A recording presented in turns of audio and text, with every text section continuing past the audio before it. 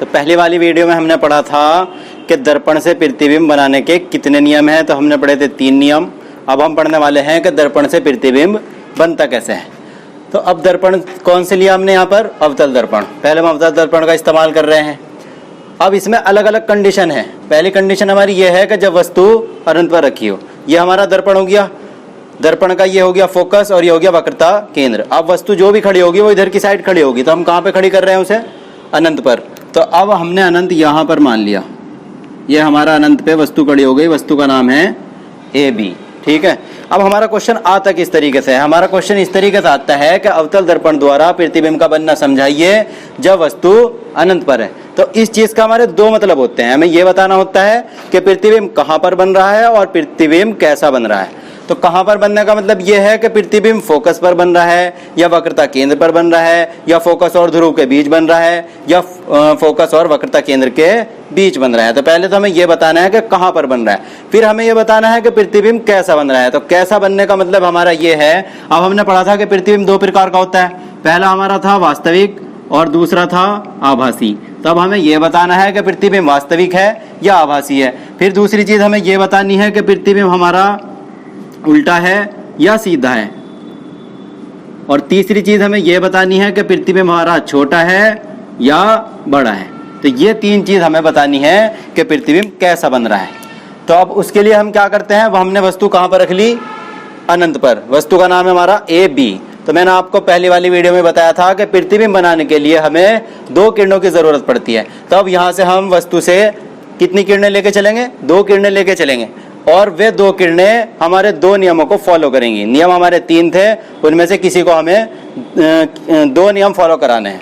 तो अब वे 2 नियम मैं यहाँ पर क्या ले रहा हूँ, पहला नियम मैं ये वाला ले रहा हूँ। यहाँ पर जो पहला नियम था हमारा, पहला नियम ये था कि जब वस्तु सीधी जाती है तो वो फोकस से होकर चली जाती है। तो यहाँ पर मैं उस नियम को छोड़ रहा हूँ, मैं बाद वाले 2 नियम फॉलो कर रहा हूँ।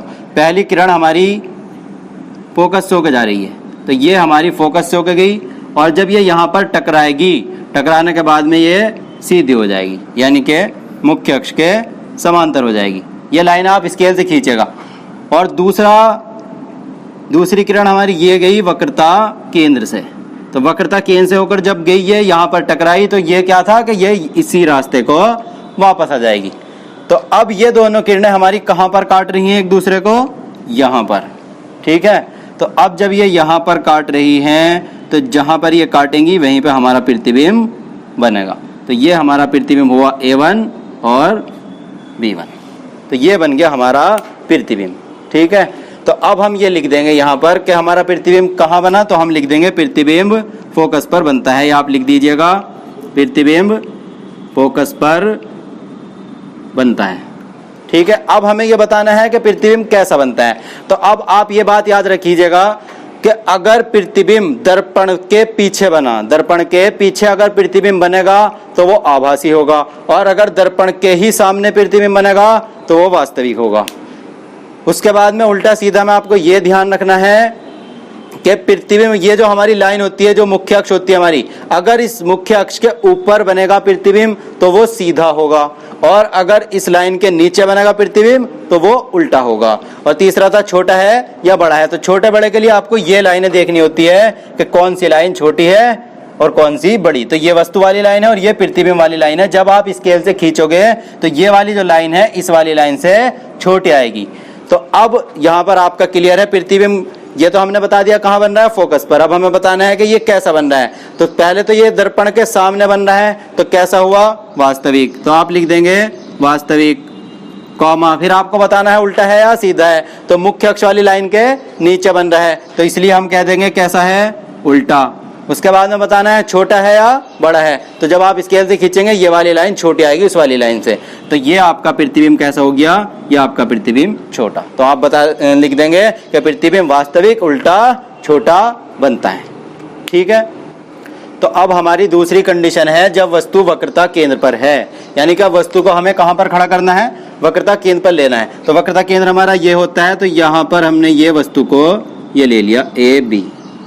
ठीक है। तो अब वस्तु जब हमारी वक्रता केंद्र पर खड़ी है, यहाँ से वस्तु से हमें कितनी किरणें लेके जानी है? 2 किरणें लेके जानी है, जहां पर वो काटेंगी वहीं पर हमारा प्रतिबिंब बन जाएगा। तो अब यहाँ पे आप ये देखिए, अब चूंकि वस्तु वक्रता केंद्र पर है तो आप किरण को वक्रता केंद्र से नहीं गुजार सकते, यानी कि जो तीसरा नियम था वो यहाँ पर फॉलो नहीं होने का। तो जो हमारे 2 नियम बचे वही वाले फॉलो होंगे। पहला नियम जो था हमारा कि जब प्रकाश की किरण मुख्य अक्ष के समांतर जाती है, यानी जब ये सीधी गई तो ये यहाँ से परावर्तन के बाद किससे होकर चली जाएगी? फोकस से होकर चली जाएगी। ये आ गई फोकस से होकर, ठीक है, ये पहली किरण आ गई। उसके बाद में दूसरा हमारे पास नियम बचता है कि जब प्रकाश की किरण फोकस से होकर जाए तो ये अपवर्तन के बाद में मुख्य अक्ष के समांतर हो जाती है, यानी सीधी हो जाती है। तो ये यहाँ से सीधी हो गई, तो ये यहाँ पर काट रही है एक दूसरे को यहाँ पर, तो हमारा प्रतिबिंब ये बन गया। ये तो वस्तु ए बी थी, तो प्रतिबिंब का नाम हमने दिया A1 B1। तो अब आप लिख देंगे जब वस्तु वक्रता केंद्र पर हो तो प्रतिबिंब भी वक्रता केंद्र पर ही बनता है।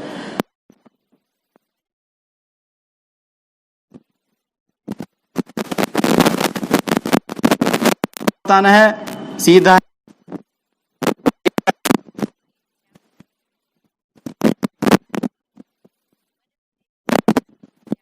से खींचेंगे तो ये जितनी वस्तु थी उतना ही आपका प्रतिबिंब आएगा। यहाँ पर आपको ये थोड़ा सा बड़ा दिखाई दे रहा है, पर ये बड़ा नहीं आता। जितनी वस्तु, यानी कि हम कह देंगे ना छोटा ना बड़ा, ये होता है समान आकार का। तो प्रतिबिंब हमारा समान आकार का बनता है, ठीक है। अब तीसरी कंडीशन आपको खुद करनी है, जब वस्तु कहाँ रखी हो? फोकस पर।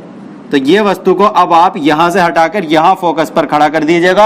2 लाइनें लेके जाए, 2 किरणें लेके जाइएगा, जहां पर वो एक दूसरे को काट रही होंगी वहीं पर आपका प्रतिबिंब बन जाएगा। और फिर आप बता दीजिएगा ये कैसा है, वास्तविक, उल्टा, सीधा, जो भी होगा वो आप बता दीजिएगा, ठीक है। तो ये 3 कंडीशन है हमारी अवतल दर्पण द्वारा प्रतिबिंब का बनना।